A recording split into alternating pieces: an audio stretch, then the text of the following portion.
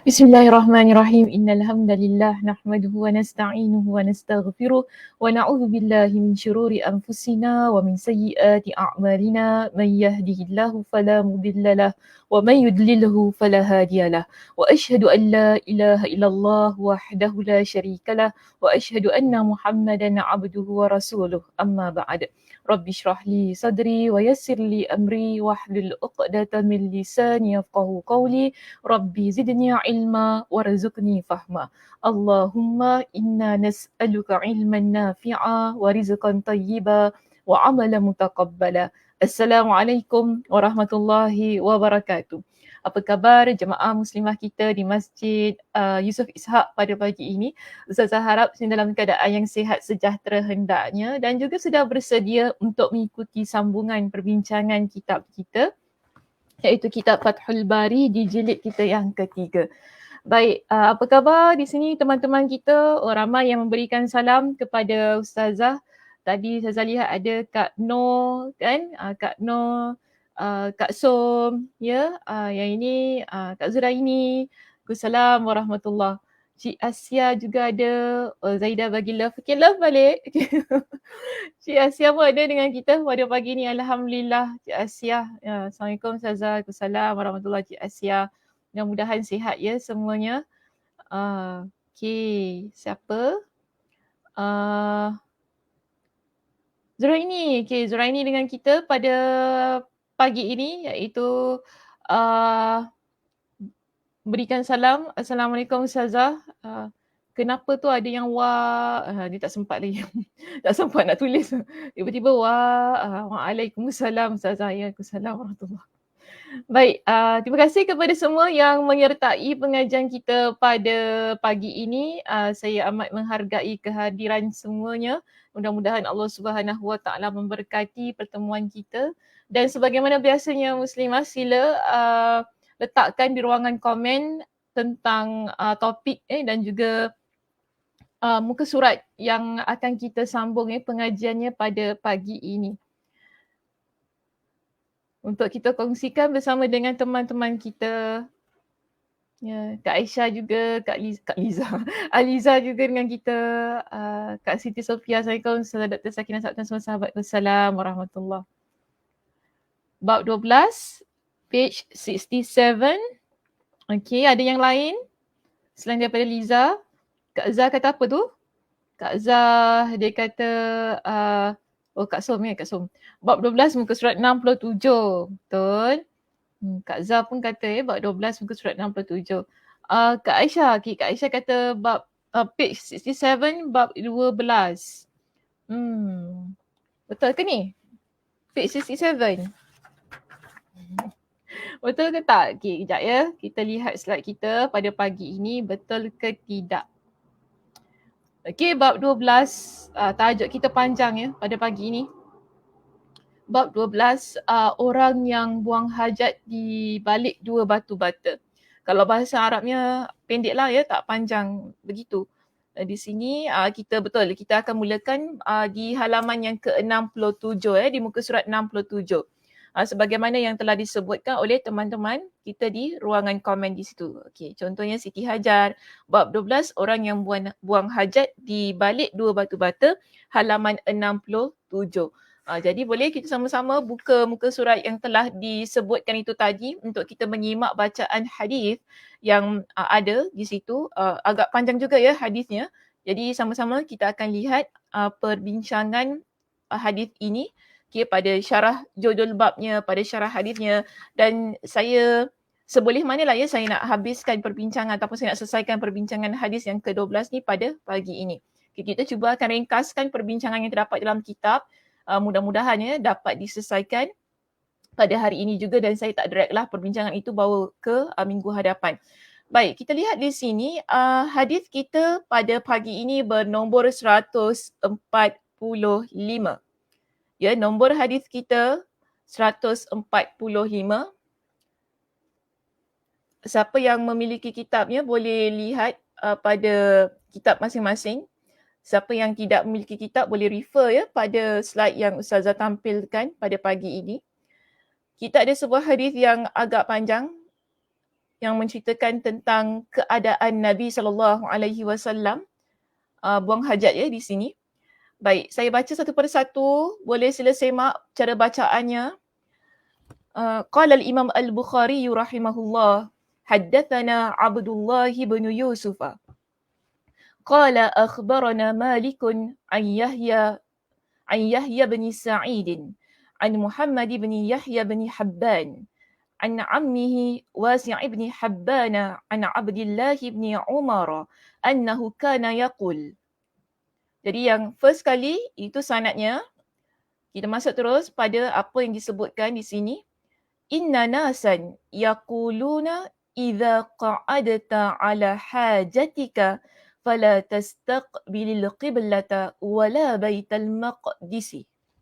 Faqala Abdullah bin Umar, laqad irtaqaitu yawman ala zahri baitin lana fara'aitu Rasulullah sallallahu alaihi wasallam ala labinataini mustaqbilan baital maqdisi lihajatihi wa qala la'allaka minal ladhina yusalluna ala awrakihim faqultu la adri wallahi qal مالك يعني الذي يصلي ولا يرتفع عن الأرض يسجد وهو لاصق في الأرض.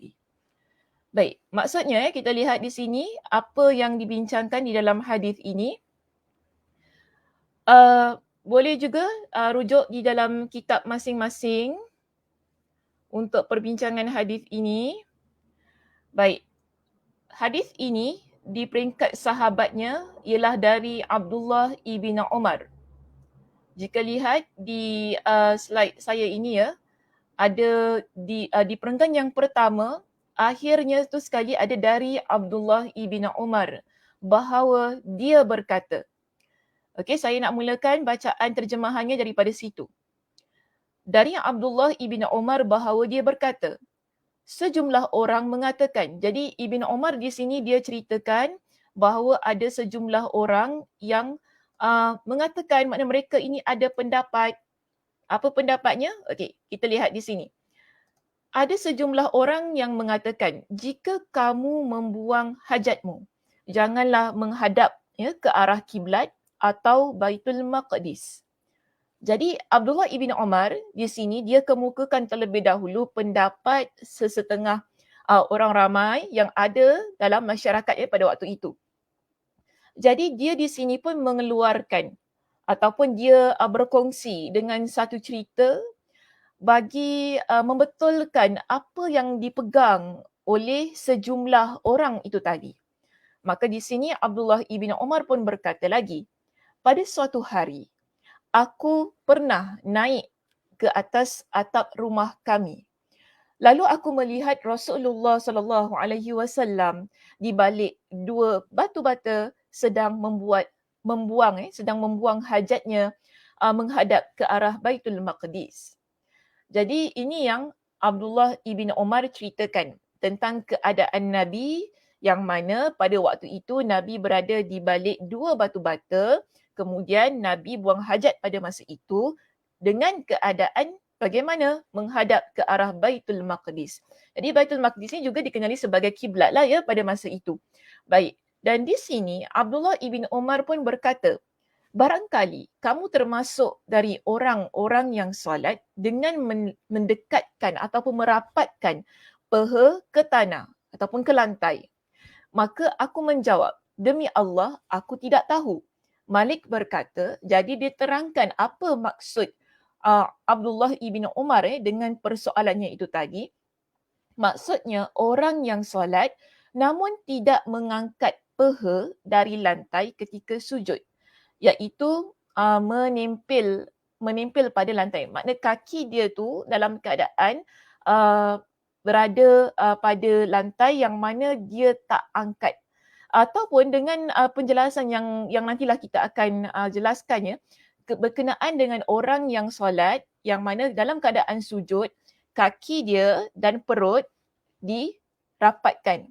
Jadi dia macam tak terangkat lah begitu keadaannya. Dia melekat lah. Kita panggil dia menempel ni maksud melekat di lantai. Maknanya dia tak angkat. Jadi perut dia dengan peha ni dia satukan, dia tak angkatlah, dia tak renggangkan. Baik, di sini nanti kita akan bincangkan apakah relevansinya perbincangan ini dengan persoalan berkenaan dengan membuang hajat dalam keadaan yang menghadap kiblat. Terlebih dahulu kita lihat kepada syarah judul bab yang terdapat di dalam kitab kita. Ada dua perkataan yang dikemukakan bagi kita memahami perbincangan yang terdapat pada judul bab di situ. Baik, kita lihat di sini. Perkataan pertama yang dikemukakan oleh Imam Ibn Hajar Al-Asqalani di situ ialah perkataan babun man tabarraza. Okay, ini judul yang ada pada bab kita. Kalau lihat di muka surat 67 itu ya muslimah, babun man tabarraza ala labinataini, itu judul bab kita. Jadi diterangkan di sini perkataan babun man tabarraza maksudnya ialah bab orang yang buang hajat. Jadi dia jelaskan di situ dengan perkataan ada wazan tafa'ala dan sebagainya lah. Ustazah tak nak masuk dalam bab Nahwu Saraf ini. Nanti bimbang saya sebab saya bimbang audiens saya mungkin tidak ada kemahiran dalam bahasa Arab dan sebagainya. Saya nak terus masuk pada maksud yang terdapat pada perkataan tabarrazah bagi konteks perbincangan hadis ini. Jadi yang dimaksudkan di sini ialah dikata digunakan perkataan tabarraza itu tadi digunakan untuk menunjukkan kotoran yang keluar dari dubur. Sebab tu digunakan dengan maksud orang yang buang hajat. Okey, baik. Selesai kita perbincangan perkataan yang pertama, kita masuk pada perbincangan perkataan yang kedua, ala labinataini. Di sini maksudnya lah di balik dua batu bata. Jadi dua batu bata ni ataupun ni kita panggil dalam perkataan yang lain dinding, papan, ada pembatas, ada pelindung yang berada di hadapan orang yang buang hajat itu tadi. Dalam konteks hadis ini, pembatas yang ada di hadapan itu ialah dua batu bata. Jadi batu bata ni disebut dalam kitab kita sebagai benda yang digunakan untuk buat bangunan. Jadi biasalah bagi saya ramai antara kita yang memahami batu bata itu bagaimana. Jadi ini adalah disebut sebagai batu bata yang dinaikkan bagi buat satu room ataupun bilik lah khusus, ruang khusus bagi seseorang dia buang hajat. Jadi ini disebut sebagai ala labinataini, di sebalik dua batu bata itu tadi. Okey, selesai kita syarah judul bab. Terus kita masuk kepada syarah hadis pada pagi ini. Syarah hadis pada pagi ini dia panjang sekali. Panjang sekali. Jadi ada perkataan yang saya skip ataupun nanti kita akan baca yang mana saya akan ringkaskan penerangan yang diberikan pada syarah lah untuk perkataan-perkataan yang terkandung dalam hadis. Baik, kita lihat di sini. Perkataan pertama, betul dalam kitab kita ada perkataan pertama di situ Yahya bin Sa'idin, tak apa, tinggalkan perkataan tersebut. Terus masuk kepada perkataan yang kedua dalam kitab, iaitu annahu kana yaqul. Annahu kana yaqul, bahawasanya dia berkata. Yang berkata di sini dijelaskan kepada kita ialah Ibn Umar. Annahu kana yaqul, maksudnya yang berkata tadi dalam hadis ini yang menceritakan tentang situasi Nabi SAW yang buang hajat menghadap ke arah kiblat di sebalik dua batu bata itu tadi ialah Abdullah ibn Umar. Jadi dia letak Ibn Umar kan, maksudnya ialah Abdullah ibn Umar. Keterangan ini seperti yang dijelaskan dalam riwayat Muslim dan lafaznya akan dicantumkan sebentar lagi. Maknanya bukan sahaja dalam riwayat Imam Al-Bukhari menjelaskan bahawa yang menyebutkan tentang kisah ini adalah Abdullah ibn Umar. Di sana kita dapati ada riwayat-riwayat lain yang menguatkan riwayat yang pertama ini untuk menunjukkan kepada kita benar yang membicarakan tentang hal ini adalah Ibn Umar sendiri. Baik, seterusnya kita lihat perkataan yang kedua. Pada perkataan yang kedua kita ada perkataan inna nasan. Kalau dalam kitab kita perkataan yang ketiga. Okey, di slide saya perkataan yang kedua di sini. Inna nasan, apa maksudnya? Sejumlah orang. Jadi Abdullah ibn Umar dia mengisyaratkan kepada mereka yang berpendapat larangan buang hajat menghadap ke arah kiblat. Ke arah kiblat secara umum. Mohon maaf saya tersilap di sudut taipan di situ. Menghadap ke arah kiblat secara umum. Jadi bila Abdullah ibn Umar dia kata inna nasan, ada sejumlah orang. Siapakah sejumlah orang yang dimaksudkan oleh beliau dalam ucapannya itu tadi? Bila kita baca tentang penerangan yang diberikan oleh Imam Ibn Hajar al-Asqalani, kita dapati bahawa yang dimaksudkan oleh Abdullah ibn Umar ialah mereka yang berpegang dengan pendapat secara umum, iaitu larangan menghadap ke arah kiblat ketika buang hajat. Dan kita dah jelaskan ya pada hadis kita yang yang ke-11 berkenaan dengan dua pendapat yang dikemukakan di kalangan para ulama ketika mereka membincangkan tentang hadis ini, bahawa maksudnya tidak umum. Jadi sebab itu di sini Abdullah ibn Umar dia pun mengeluarkan ya pendapat itu yang mana dia lihat masih lagi ada orang yang berpegang dengan hadis yang kita bincangkan di bab yang ke-11 dengan pandangan yang umum. Maknanya mereka pegang secara mutlak. Ya, kita dah bincangkan ada keadaan-keadaan yang membolehkan seseorang ketika dia buang hajat dalam keadaan yang menghadap kiblat. Bila keadaannya, boleh saya lihat jawapan daripada jemaah, kita ada bincangkan. Bila keadaan, Sakinah, bila keadaan yang menyebabkan, yang membolehkan seseorang dia buang hajat dalam keadaan menghadap kiblat. Sila letak di ruangan komen, nanti kita akan paparkan jawapan yang diberikan. Sila. Saya nak tengok ingat ke tak ingat ni. Kita bincangkan 2 sesi ya berkenaan dengan hal ini. Kalau tak ingat, saya tak tahu nak kata apa. Mudah-mudahan ingat ya. Ya, silakan. Bila keadaan yang membolehkan seseorang dia buang hajat dalam keadaan yang menghadap ke arah kiblat. Sekarang tadi Ibn Umar dia nak tegur orang yang mana buang hajat, orang yang berpegang dengan pendapat yang umum, tak boleh langsung buang hajat dalam keadaan menghadap ke arah kiblat. Okey, Siti Hajar, dia beri jawapan apa? Umpamanya di dalam tandas. Okey, maknanya bila seseorang di dalam tandas, dia boleh menghadap ke arah kiblat ketika dia buang hajat. Ada jawapan yang lain selain daripada Siti Hajar? Liza, ada jawapan Liza? Ada dinding, ada penghadang. Kak Som jawab di situ. Okey. Ada dinding, ada penghadang. Baik. Nadia tadi jawab apa? Dalam sebuah bangunan. Okey, Nadia jawab dalam sebuah bangunan. Boleh terima. Kak Zaidah jawab apa tadi? Jika ada penghadang atau dalam tandas. Kak Aisyah jawab di dalam tandas rumah yang sememangnya menghadap kiblat. Oh, ayat dia takkid yang sememangnya dalam menghadap ke arah kiblat. Okey. Kak Zah dia jawab di dalam bangunan. Liza pun dalam bangunan. Okey, baik. Jawapan ni semua betul lah. Tidak ada jawapan yang salah. Alhamdulillah, terima kasih. Maknanya ingat lagi ya apa yang dah kita bincangkan. Jadi di situ di kalangan para ulama hadis, mereka telah memberikan kepada kita dengan solusi pada larangan yang Nabi SAW berikan dalam hadis kita di bab yang ke-11. Jadi kita dapati dalam perbincangan itu kesimpulannya seseorang dia dibenarkan kalaulah sekiranya memang tandas rumah dia itu betul-betul menghadap ke arah kiblat dan memang tak boleh buat apalah, kita nak pecahkan tandas kita kan.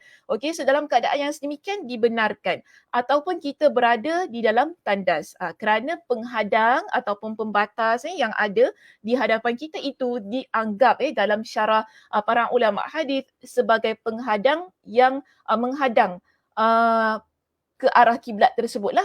So di dalam keadaan yang sedemikian dibenarkan.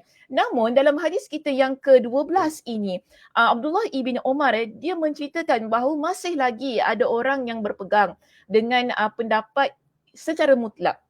Sebab tu dia kata inna nasan, sejumlah orang, ramai orang yang berpegang kepada pendapat secara mutlak bahawa tidak boleh langsung bila seseorang itu dia nak buang hajat walaupun dalam tandas dalam keadaan yang menghadap kiblat. Sebab itu di sini Ibn Umar dia ceritakan tentang situasi yang dia lihat. Dan dia bukan lihat orang lain tapi dia lihat keadaan Nabi SAW. Okey, keadaan Nabi sallallahu alaihi wasallam. Bagaimana keadaannya? Baik, kita lihat kepada perkataan yang berikutnya.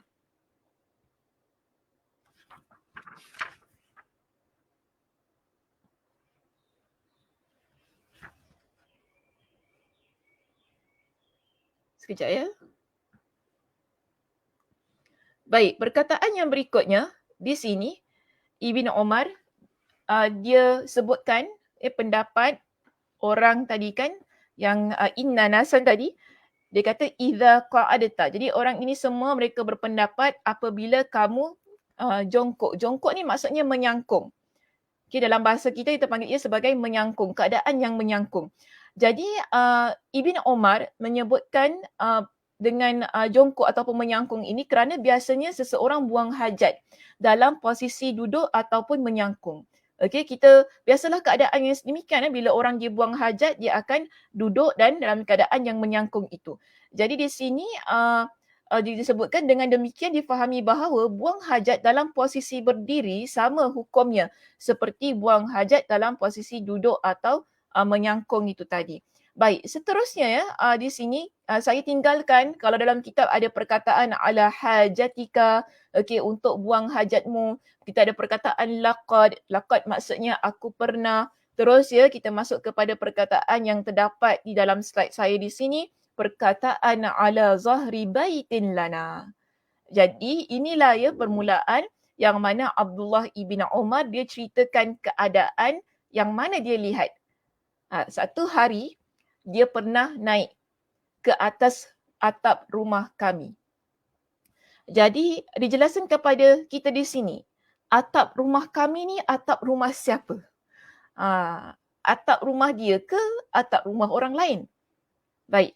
Dalam riwayat Yazid yang akan datang disebutkan dengan lafaz ala zahri baitina, di atas atap rumah kami. Okey, ada sebuah riwayat yang lain dia hampir sama dengan riwayat yang terdapat dalam kitab Imam Al-Bukhari, iaitu riwayat dari Yazid yang mana menyebutkan ala zahri baitina. Dan kalau kita rujuk dalam riwayat Ubaidillah ibn Umar, ya ada sebuah riwayat daripada Ubaidillah ibn Umar disebutkan begini, ala zahri baiti Hafsah, iaitu di atas atap rumah Hafsah. Hafsah ni adik-beradik mereka jugalah ya, adik-beradik kepada Abdullah ibn Umar, Ubaidillah ibn Umar, ni semua anak-anak kepada Umar bin Al-Khattab. Jadi Hafsah ni adalah isteri kepada Nabi SAW. Dan pada masa itu, Abdullah ibn Umar didapati berada di atas atap rumah Hafsah. Yakni saudara perempuannya. Dan itu sebagaimana yang ditegaskan dalam riwayat Imam Al-Bukhari. Baik. Sedangkan ada sebuah riwayat dalam riwayat Ibn Khuzaimah. Dalam riwayat Ibn Khuzaimah tercantum satu lafaz yang menyebutkan begini. Dakhaltu ala Hafsatin binti Umar fasa'idatu zahral baiti. Aku berkunjung ke rumah Hafsah binti Umar. Lalu aku naik ke atap rumah tersebut.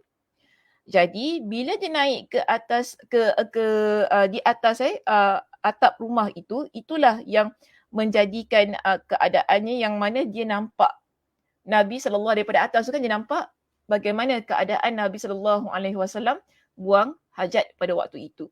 Baik, tak apa. Kita tinggalkan perbincangan perkataan ini ya.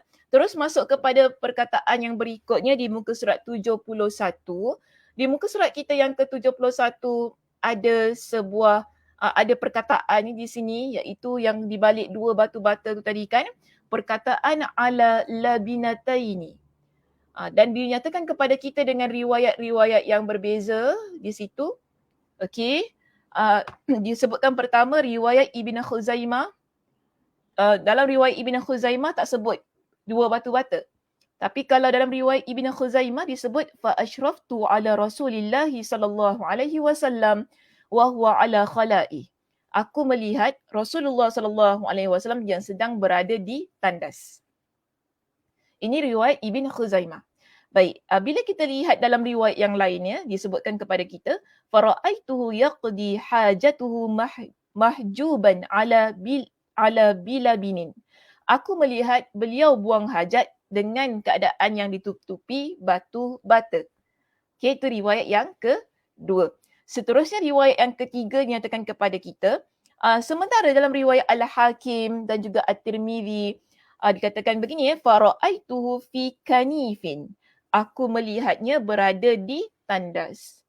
Maknanya kita boleh faham dalam riwayat Imam Al-Bukhari ini, bila penggunaan perkataan ala labinataini dikemukakan oleh Abdullah ibn Umar ketika dia menceritakan keadaan Nabi SAW itu tadi. Kejap ya, suara nak hilang dulu.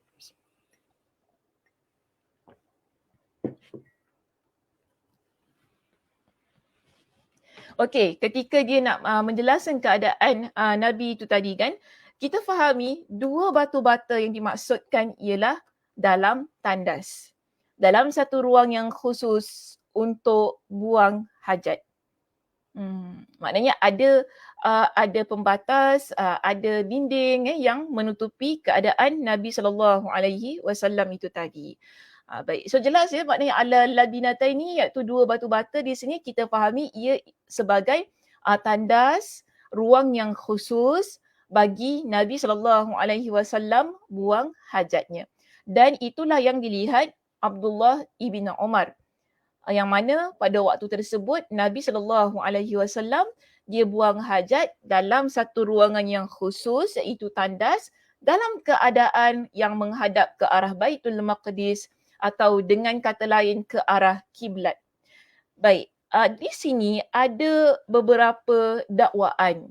Okay, dalam kitab kita di muka surat 71 dikemukakan kepada kita tentang dakwaan-dakwaan yang terdapatlah ketika hadis ini dibincangkan. Baik, kalau kita lihat pada perenggan yang kedua di muka surat 71 ya di sini,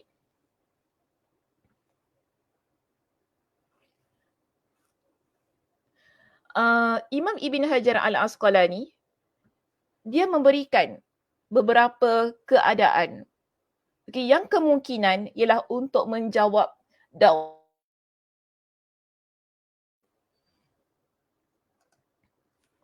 Okey. Jadi dijelaskan kepada kita redaksi hadis atau bab ini menjawab anggapan bahawa mungkin saja Abdullah ibn Umar melihat kejadian itu ketika dia berada di lapangan terbuka. Okey, jadi dakwaan yang pertama mereka kata dalam hadis ini mungkin ya apa yang dilihat oleh Ibn Umar itu ialah dalam keadaan yang mana dia berada di tempat yang terbuka. Sebagaimana penyataan mereka yang membolehkan buang hajat sambil menghadap kiblat secara mutlak. Baik, itu yang pertama. Kedua, mungkinnya duduk Nabi di balik dua batu bata tidak menunjukkan konteks bangunan. Okay, ada juga di kalangan mereka yang ketika membaca hadis ini, mereka beranggapan bahawa bila Nabi SAW menyangkung tadi kan Nabi di balik dua batu bata yang Nabi duduk tu, sebagaimana yang dilihat oleh Ibn Umar, tidak menunjukkan konteks bangunan. Sebab mungkin saja maksudnya adalah Nabi duduk di atas kedua batu bata tersebut agar posisinya lebih tinggi daripada tanah. Jadi ini pendapat-pendapatlah yang mereka cuba kemukakan ketika hadis di bab kita yang ke-12 ini mereka bincangkan. Namun Ibn Hajar Al-Asqalani menyatakan begini. Kedua-dua dakwaan tadi semua dakwaan itu ditolak oleh pendapat Ibn Umar sendiri. Jadi pendapat Ibn Umar sudah menjelaskan tentang keadaan yang sebenar situasi itu berlaku. Iaitu, kalau kita lihat di sini pada perenggan yang keempat, anggapan-anggapan di atas dibantah oleh pendapat Umar sendiri. Pendapat Ibn Umar sendiri. Kerana menurutnya, pendapat Umar yang pertama di situ kalau kita lihat, kerana menurutnya, kerana menurutnya tidak boleh buang hajat di tanah lapang. Sambil, bukan sambal. Silap ingat sambal ke Ustazah Sakinah ni. Okay. Tidak boleh buang hajat di tanah lapang sambil menghadap kiblat. Melainkan jika di depan terdapat pembatas iaitu dinding atau papan. Jadi ini pendapat Ibn Umar. Okey. Kemudian apa yang disebutkan oleh Ibn Umar sebagai pendapatnya itu tadi, bukan semata-mata based on dia punya pendapat. Tetapi ada riwayat daripada Abu Daud dan Al-Hakim yang menyokong pendapat yang beliau kemukakan. Jadi di sini apabila Ibn Umar dia kata tak boleh buang hajat di tanah lapang sambil menghadap ke arah kiblat, bermakna ketika kita membaca dakwaan yang pertama, mungkin Ibn Umar lihat ketika berada di tempat terbuka. Itu dah menolaklah ya pendapat yang dakwaan yang pertama itu. Kemudian dia kata mungkin duduk Nabi di balik dua batu bata tidak menunjukkan konteks bangunan. So ini adalah juga ditolak kerana dalam pendapat Ibn Umar itu kita lihat ada dua points di situ. Pertama, dia kata tidak boleh buang hajat di tanah lapang sambil menghadap kiblat, melainkan jika di depan terdapat pembatas. Jadi sekarang tadi yang Ibn Umar ceritakan, dia lihat Nabi SAW buang hajat dalam keadaan yang menghadap kiblat dengan keadaan yang mana ada batu bata di hadapan Nabi, maknanya ada dinding, ya, ada pembatas. So sebab itu dalam keadaan yang sedemikian dibenarkan. Jadi ini yang dikemukakan oleh Ibn Umar bagi menolak dakwaan mereka yang berpegang kepada hadis larangan secara mutlak. Okey, baik. Seterusnya kita lihat di sini, Ibn Umar ada juga yang mempersoalkan kenapa Ibn Umar ni boleh lihat Nabi SAW buang hajat itu. Dia mengintip ke macam mana? Okey, so ini kita perlu settlekanlah, kita tidak mahu ada pendapat-pendapat ataupun salah tanggapan di sini keadaan itu. Kita tak katalah Ibn Umar ni dia mengintip ke dan sebagainya, bukan dalam keadaan yang sedemikian. Ya, kalau kita baca pada muka surat 71 di perenggan yang terakhir, dijelaskan kepada kita pada kes ini, iaitu dalam konteks perbincangan hadis ini, Ibn Umar dia tidak sengaja melihat Nabi SAW dalam keadaan seperti itu. Kerana awalnya dia naik ke atap rumahnya untuk melakukan suatu keperluan. Maknanya dia ada keperluan pada masa itu yang nantilah disebut ini sebagaimana yang akan disebutkan pada bab yang ke-14. Jadi kita tak bincangkan apakah keperluan yang mendesak Ibn Umar untuk naik ke atap rumah itu tadi. Nanti insya-Allah pada bab yang ke-14 kita akan bincangkan tentang sebab-sebab keperluan beliau itu. Dan di sini kita dapati oleh kerana keperluan tersebut yang menyebabkan dia perlu naik ke atap rumah itu, yang akhirnya dia terlihat situasi Nabi SAW dalam keadaan yang tidak sengaja. Dan di sini kita lihat kenapa Ibn Umar dia ceritakan kepada orang ramai. Ini bertujuan untuk membetulkan kefahaman tentang isu ini, supaya orang ramai tidak berpegang kepada hadis larangan buang hajat menghadap ke arah kiblat itu secara mutlak. Dan di sini Ibn Umar ceritakan bukanlah sebab dia nak cerita keadaan Nabi SAW tu kan saja-saja, bukan begitu. Tetapi ialah dalam satu situasi yang mendesak bagi membetulkan kefahaman orang ramai, agar mereka ni tak terlampau kita kata rigid lah dalam berpegang kepada sunnah Nabi SAW itu tadi.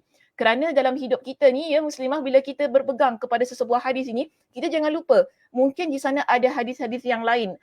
Kalau nampak hadis tu agak tegas pegangannya, cuba kita rujuk kepada hadis-hadis yang lain, mungkin ada situasi yang mengkhususkan ataupun yang saling kuat menguatkan yang boleh kita jadikan panduan. Contohnya dalam hadis buang hajat dalam keadaan menghadap kiblat itu tadi. Maknanya kita tak boleh semata-mata Nabi kata tak boleh menghadap ke arah kiblat, kita bermati-matian kita pegang dengan hadis itu sampai semua keadaan kita apply. Sedangkan di sana ada situasi lain yang menyebabkan kita ni ataupun yang membolehkan kita berada pada situasi menghadap ke arah kiblat ketika buang hajat. Okey, so di sini Ibn Umar dia ceritakan tentang keadaan Nabi SAW itu tadi supaya masyarakat pada waktu itu tidak bertelaga, tidak saling kata kau salah, aku betul dan sebagainya. Jadi dia ada kepentingan. Hinggalah ke hari ini ya, kita dapati Masya Allah Tabarakallah, Ibn Omar dia menjelaskan keadaan tersebut sehingga pada hari ini ia menjadi panduan bagi diri kita.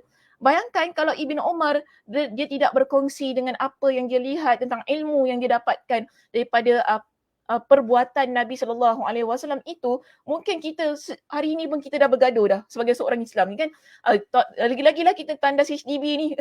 Kalau kita, susah tandas rumah saya menghadap kiblat macam mana, saya nak pecahkan jugalah, pindahkan. Tak boleh lah begitu keadaannya. Dan alhamdulillah, hal ini kita dapati ia mempermudahkan kita, memberikan kelonggaran, memberikan kepada kita dengan panduan yang tepat ketika kita berhadapan dengan isu-isu yang sebegini.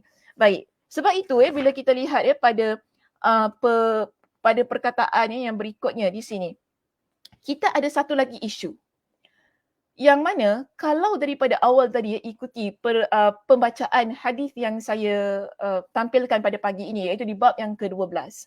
Setelah Ibn Omar dia jelaskan keadaan Nabi SAW yang buang hajat dalam keadaan yang menghadap ke arah kiblat itu tadi di balik batu-bata, dua batu-bata, iaitu berada dalam tandas, Ibn Umar ada menyebutkan dengan satu keadaan. Okey, kalau rujuk pada muka surat 72 di situ, ada perkataan qala, iaitu dia berkata. Siapa yang berkata? Ibn Umar. Dan ucapan la'allaka, barangkali kamu, ditujukan kepada wasi'. Jadi ada satu perkataan kan, ada ataupun satu lafaz yang mana Ibn Umar kata di sini, la'allaka minal ladzina yusalluna ala awrakihim. Itu adalah ungkapan kata yang Umar tujukan kepada Wasi' ibn Habban. Perkataan yang ditujukan Umar kepada Wasi' ibn Habban, iaitu maksudnya barangkali kamu termasuk orang yang solat dengan menempelkan pehanya adalah mereka yang merapatkan perutnya kedua pangkal pehanya. Adalah mereka yang merapatkan perutnya kedua pangkal peha ketika sujud. Cara ini berbeza dengan apa yang diperintahkan oleh syariat. Sebab yang diperintahkan adalah menjauhkan posisi kedua perut dari kedua peha. Jadi masalah sujud ini akan dijelaskan pada pembahasan temanya tersendirilah. Maksudnya tentang keadaan sujud, cara-cara cara sujud yang betul itu semua kita akan bincangkan pada bab yang lain lah, itu bab solat, bukan pada bab wuduk ini. Cuma persoalannya sekarang dinyatakan di sini di muka surat 72, apakah relevansi antara ucapan Ibn Umar ini dengan masalah buang hajat sambil menghadap ke arah kiblat? Sebab Ibn Umar tiba-tiba dia masuk pada persoalan sujud tadi. Sedangkan awalnya dia kemukakan dengan satu isu yang mana isu itu ialah berkenaan dengan buang hajat dalam keadaan menghadap ke arah kiblat. Tapi kemudian tiba-tiba dia pun cerita tentang orang yang sujud. Okey, orang yang sujud yang mana dia merapatkan kedua pehanya dengan perutnya.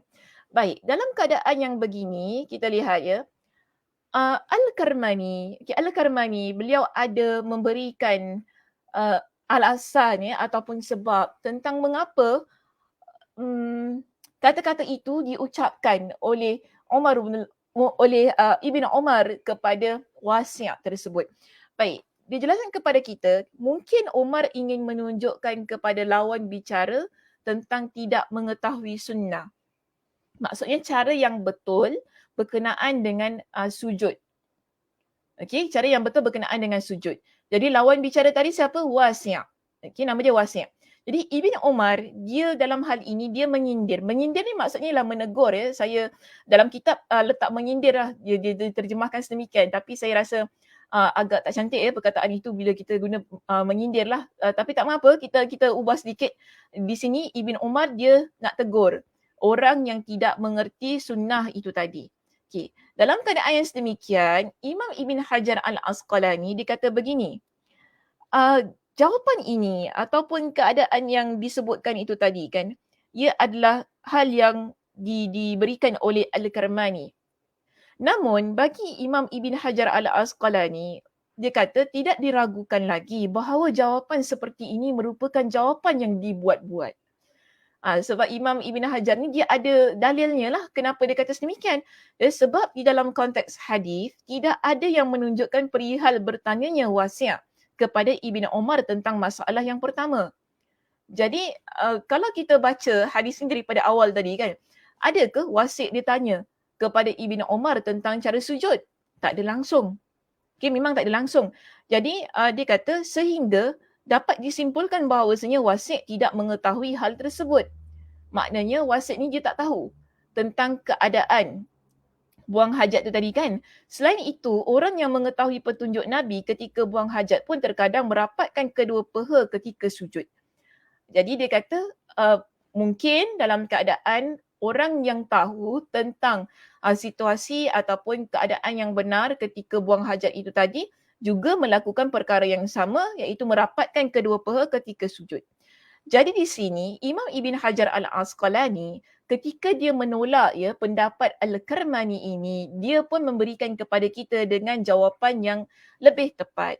Yang mana beliau kemukakan kepada kita dengan satu redaksi ataupun sebuah riwayat yang dikemukakan oleh Imam Muslim dalam kitab sahihnya. Di sini kita lihat Muslimah, ada sebuah hadis dalam sebuah riwayat yang di inilah yang disebut sebagai riwayat yang paling tepat menurut pada pendapat Imam Ibn Hajar Al-Asqalani. Dalam riwayat ini kita lihat Ibn Umar dia melihat Wasi' solat. Jadi kalau kita baca dalam kitab di muka surat 73 sila rujuk di muka surat kita yang ke-73. Di situ di perenggan yang kedua. Di perenggan yang kedua menyatakan begini, sesungguhnya relevansi antara permasalahan etika buang hajat dan pernyataan Ibn Umar yang terakhir tadi tentang sujud tu kan dapat diketahui melalui redaksi hadis riwayat Imam Muslim. Yang mana dalam riwayat Imam Muslim, pertama sekali Imam Muslim menceritakan tentang situasi ini. Bahawa Wasi' berkata, aku solat di dalam masjid. Sementara Abdullah ibn Umar sedang duduk. Setelah selesai, aku mendatanginya dari arah samping. Lantas Abdullah berkata, ada orang mengatakan. Jadi dalam situasi ini kita lihat begini Ibn Umar dia nampak Wasi' sedang solat dalam masjid. Jadi Wasi' sujud, ketika solat tu Wasi' sujud dan Ibn Umar melihat sesuatu yang belum diketahuinya. Maknanya ada keadaan yang tak kena dalam situasi si Wasi' ni sujud. Dan Ibn Umar bila dia nampak tu, dia macam nak tegur lah kan. Okay, so di sini kita lihat, dijelaskan kepada kita, Ibn Umar terlebih dahulu menyebutkan kisah yang pertama kerana hal itu diketahuinya berdasarkan riwayat yang marfu' dan sudah pasti. Demikianlah menurut pendapatnya. Kerana itulah dia mendahulukannya daripada sesuatu yang belum pasti. Jadi Ibn Umar sekarang ni dia tak pasti. Adakah memang Wasi' betul-betul dia tak tahu tentang sujud. Jadi ini kita panggil sebagai etika orang yang nak berbicara ataupun nak menegur. Kita kalau nak tegur orang kita tak terus tegur kepada apa yang kita nampak silap. Tetapi maknanya kita keluarkan satu situasi yang mana semua orang tahu ataupun yang kita nak tegur itu dia tahu. Kita mulakan dengan sesuatu yang damai terlebih dahulu. Okay, sebelum kita nak sebut tentang cara dia yang silap itu tadi. Jadi sebab itu dia dahulukan sesuatu yang dia pasti Wasi' ini tahu. Contohnya begitu kan. Sebelum dia masuk kepada perkara yang dia sendiri tak pasti, Wasi' ni dia tahu ke tidak cara sujud tu tadi. Baik, mungkin kisah terjadi ketika orang ramai berpendapat seperti yang digambarkan. Tidak boleh hadap kiblat secara mutlak. Mungkin keadaannya begitu ketika hadis ini disampaikan. Atau mungkin orang yang merapatkan kedua pangkal peha ke perut ketika sujud menyangka menghadapkan kemaluan ke arah kiblat dilarang secara mutlak. Ini kita pernah bincangkan pada sesi yang lepas. Ya, ada orang yang berpendapat ini kalau dilihatlah pada perenggan yang terakhir sekali di kitab kita disebutkan bahawa dengan mengatakan bahawa kemungkinan orang yang merapatkan kedua pangkal peha ke perut ketika sujud adalah orang yang mengira bahawa menghadapkan kemaluan ke arah kiblat adalah dilarang secara mutlak. Hal itu sebagaimana yang telah kita singgung, telah kita sentuh sebelumnya. Dan sudah dimaklumi bahawa posisi seseorang ketika solat ada 4. Iaitu berdiri, rukuk, sujud dan duduk. Baik, dalam pada itu, konteks menutupi kemaluan ketika sujud mungkin dilakukan jika kedua pangkal peha dirapatkan ke bahagian perut. Berbeza halnya jika keduanya dijauhkan dari bahagian perut. Oleh kerana itu, mereka berpendapat harus merapatkan kedua peha ke perut agar dapat menutupi kemaluan. Jadi ini ada pendapatlah setengah mereka yang merasakan bahawa dalam keadaan sujud ini kita menghadap ke arah kiblat, ialah solat. Bila solat kita menghadap ke arah kiblat. Jadi di situ bagi mereka yang merapatkan pangkal peha mereka, kemudian ketika sujud tu mereka rapatkan dengan perut mereka, ialah dengan tujuan supaya kemaluan itu tidak menghadap ke arah kiblat. Jadi ini yang dijelaskan oleh Imam Ibn Hajar Al-Asqalani. Jadi mereka ni seboleh mana mereka tak nak, okey, kemaluan mereka menghadap ke arah kiblat, sebab itu mereka solat dalam keadaan yang sedemikian ketika mereka sujud. Tetapi di sini Imam Ibn Hajar Al-Asqalani dijelaskan kepada kita, keadaan itu tadi ia bertentangan dengan apa yang dilakukan oleh Nabi SAW. Sebab itu dia kata begini, namun sikap seperti ini termasuk perbuatan bid'ah dan tindakan yang berlebihan. Yang mana kita buat-buat, yang kita tidak ada dasarnya daripada Nabi SAW. Jadi dia kata itu adalah satu sikap yang berlebihan. Kerana apa? Dia jelaskan kepada kita dengan sebabnya. Kenapa dia kata hal itu perkara yang berlebihan? Dia jelaskan kepada kita sebab sunnah ketika sujud berbeza dengan apa yang mereka lakukan. Sunnah, maksud sunnah ketika sujud ni ialah cara Nabi sujud ia berbeza dengan apa yang mereka lakukan. Nabi tak sujud sebagaimana mereka sujud, iaitu merapatkan kedua peha, lalu bila mereka sujud tu peha tersebut dirapatkan dengan perut. Okey, dalam keadaan yang sedemikian Nabi tidak melakukan hal itu. Dan dikatakan begini, dan sesungguhnya pakaian yang menutupi aurat sudah cukup untuk menutupi kemaluan. Sekarang kita solat dalam keadaan berpakaian. Bila kita solat dalam keadaan berpakaian, pakaian yang kita gunakan dalam solat itu ia sudah mencukupi, menutupi kemaluan yang ada. Sama juga bila kita buang hajat tadi kan. Kita kata kita buang hajat menghadap ke arah kiblat. Tetapi kita dah bincangkan ada pembatas, iaitu dinding di hadapan kita. Kita berada dalam ruang tandas. Ia sudah mencukupi bagi menghadang kita dengan kiblat. Begitu juga di sini Imam Ibn Hajar menjelaskan kepada kita, dalam keadaan ini, dalam konteks ini, pakaian yang kita gunakan ia sudah mencukupi, menutupi kemaluan yang adalah pada diri seseorang. Kan di situ. Jadi dikata di sini, itu pun sebagaimana sudah cukup sebagai penutup antara aurat dan kiblat. Itu pun jika kita berpendapat dilarangnya menghadapkan aurat ke arah kiblat adalah dilarang. Jadi janganlah sampai kita ni berlebih-lebihan. Kita buat sesuatu pendapat kita sendiri, sedangkan di dalam sunnah Nabi SAW, Nabi SAW dia tidak menunjukkan hal yang sedemikian. Dan dalam keadaan yang begini, kita lihat bagaimana Masya Allah Tabarakallah Imam Ibn Hajar Al-Asqalani dia jelaskan situasi, keadaan yang boleh kita kaitkan dengan hadis orang yang dia buang hajat menghadap ke arah kiblat tu tadi dengan pernyataan Ibn Umar berkenaan dengan orang yang sujud dengan merapatkan peha dan perut. Jadi di situ dia kaitkan yang mana mereka ini bimbang, mereka bimbang lah bukan kerana mereka ni nak buat-buat, tidak, tapi kerana mereka bimbang. Mereka mungkin rasa tidak ada adabnya lah di hadapan Allah Subhanahu Wa Taala bila kalau sujud dalam keadaan yang mana tidak merapatkan peha dengan perut, ia boleh menampakkan ataupun mengarahkan kemaluan ke arah kiblat. Maka dalam hal ini Imam Ibn Hajar dia jelaskan kepada kita, kalau orang yang dia buang hajat, ada dinding di hadapannya, dia berada dalam sebuah ruang, sebuah tandas, walaupun keadaan dia kita kata menghadap ke arah kiblat, itu sudah cukup menjadi pembatas antara dia dan kiblat.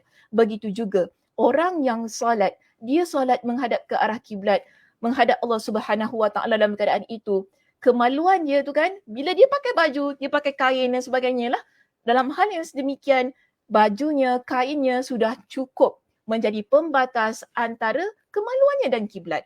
So di sini Imam Ibn Hajar Al-Asqalani, Masya Allah Barakallah, dia bagi saya dia memurnikanlah keadaan ini supaya kita ni faham, kita dapat beramal dengan betul lebih-lebih lagi ketika seseorang dia melaksanakan solatnya.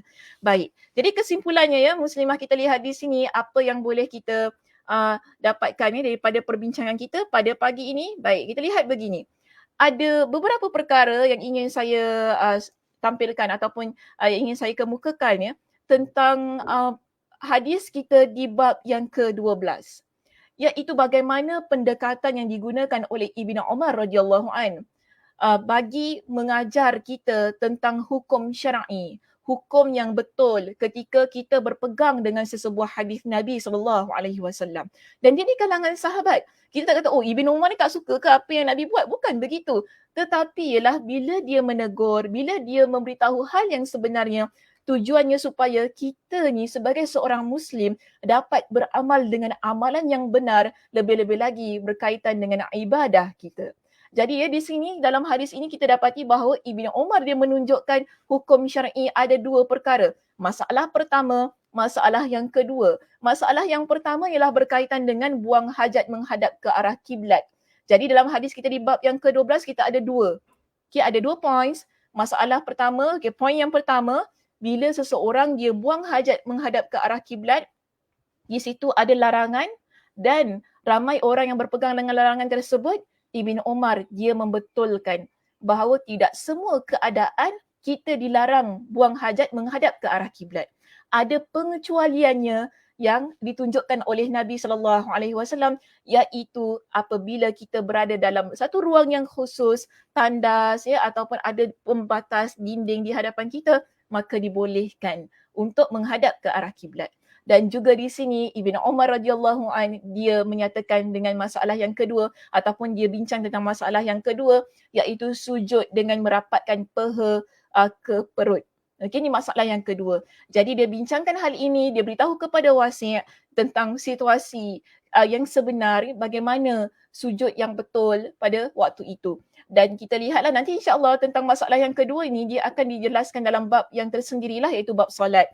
So sekarang kita bincangkan tentang bab wuduk tadi kan. Jadi kita tak bincang ia secara tuntas. Cukuplah sekadar apa yang diterangkan oleh Imam Ibn Hajar Al-Asqalani itu tadi tentang bagaimana dia berusaha untuk memurnikan keadaan, pendapat yang telah dikeluarkan ataupun cara mereka ni yang bimbang itu dan ini ketika menghadap ke arah kiblat, lalu dia berikan satu pendapat yang bagi saya masya-Allah tabarakallah amat membantu kita bagi memahami sunnah dengan sebaik-baiknya. Okey muslimah, itu sahaja perbincangan kita untuk pagi ini. Alhamdulillah selesai kita ya untuk perbincangan hadis yang ke-12. Tadi saya bimbang tak sempat nak habiskannya. Alhamdulillah selesai juga kita perbincangannya. Masya-Allah tabarakallah, satu perbincangan yang panjang juga ya. Kalau dilihat di sini, saya semalam pun risau juga. Ini sempat ke tak nak habiskan? Sebab kalau nak bagi dua pun dia tak berapa kena kalau nak bagi dua, sebab dia bahagian yang kedua tu bincang tentang perkara yang berbeza. Okey, itu sahaja. Ada apa-apa nak cakap? Ada apa-apa yang nak disampaikan ke kepada saya? Tak ada ya? Senyap ya semuanya? Salam Ustazah. Ya, salam Kak Rukiah. Ya. Okey, baik. Kalau tidak ada apa-apa, saya rasa terbaik kita mengundurkan diri terlebih dahulu. InsyaAllah kita jumpa pada minggu hadapan untuk perbincangan hadis kita di bab yang ke-13. Ya, Alhamdulillah, jazakillah khair. Jelas Ustazah. Ya, Alhamdulillah. Jelas. Itu yang penting tu, jelas. Kalau dia kabur-kabur tu kan, tak tahu dia punya skrin tak clear ke apa. Bimbang nak kena ulang balik ni. Alhamdulillah, jazakillah khairan Ustazah. Alhamdulillah. Okey, jadi kalau sesiapa yang berminat untuk ikuti kuliah ini secara konsisten, boleh dapatkan kitab lah ya. Okey, sekali lagi kitabnya yang ini. Mungkin ada yang baru ikuti ke apa kan. Okay, so kita guna kitab ini, boleh cuba cari di Muslim Media ataupun boleh cuba order daripada Shopee. Okay, Alhamdulillah, jazakillah khair Ustazah. Ya wa iyyak Liza. Okey, baik, itu sahaja. Saya mendoakan mudah-mudahan Allah Subhanahu Wa Taala memberikan kepada kita dengan kesihatan, dengan kelapangan masa ya untuk sentiasa konsisten bagi mengikuti pengajian-pengajian agama, pengajian-pengajian yang dianjurkan oleh Masjid Yusof Ishak. Ya, tak kiralah pengajian kuliah mana-mana asatiza pun, yang penting ialah semangat untuk mempelajari agama itu terus subur dalam jiwa kita. InsyaAllah kita jumpa pada minggu hadapan di tempat yang sama, di waktu yang sama. Saya tutup kuliah kita pada pagi ini dengan tasbih kafarah. Subhanakallahumma wa bihamdika asyhadu an la ilaha illa anta astaghfiruka wa atubu ilaik. Assalamualaikum warahmatullahi wabarakatuh.